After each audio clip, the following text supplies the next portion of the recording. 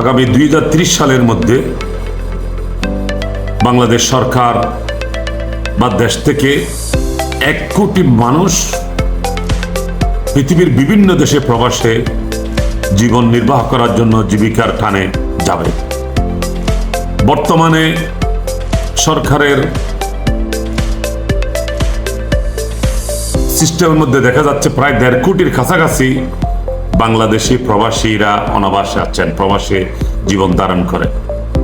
তার মধ্যে প্রত্যেক বছর 15 থেকে 20%, বিশেষ করে মিডল ইস্ট থেকে প্রবাসীদেরকে দেশে পুশব্যাক করা হয় বিনা অপরাধে।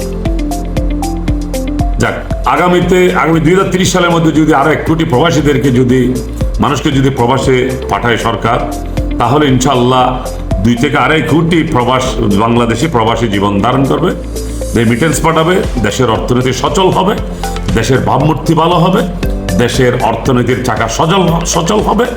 সবকিছু মিলে আমাদের প্রবাসীদেরকে হতে হবে সচেতন, আমাদের প্রবাসীদেরকে হবে দেশের যেন মান উজ্জ্বল হয় সে ধরনের কার্যক্রম করতে হবে, এবং দক্ষ স্কিল ওয়ার্কার হয়ে আমাদেরকে প্রবাসে যাওয়ার জন্য প্রস্তুতি গ্রহণ করতে হবে।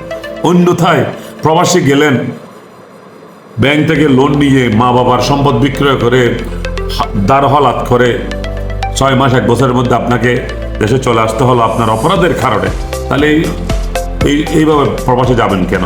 সুতরাং আপনারা আমাদের সাথে যোগাযোগ করুন, আমরা আপনাকে এমন পদ্ধতি, এমন শিক্ষা, এমন প্রশিক্ষণ, এমন সিস্টেম দেব, যেই সিস্টেম মোতাবেক আপনি চললে প্রবাসের মাটিতে আপনার মতন হাজার হাজার লাখ লক্ষ বাংলাদেশিদেরকে ওই দেশের মানুষ, ওই দেশের সরকার আরো নিয়ে যাওয়ার জন্য কাকুতি মিনতি করবে। এটা আমি আপনাদেরকে একটা ধারণা দিতে পারি।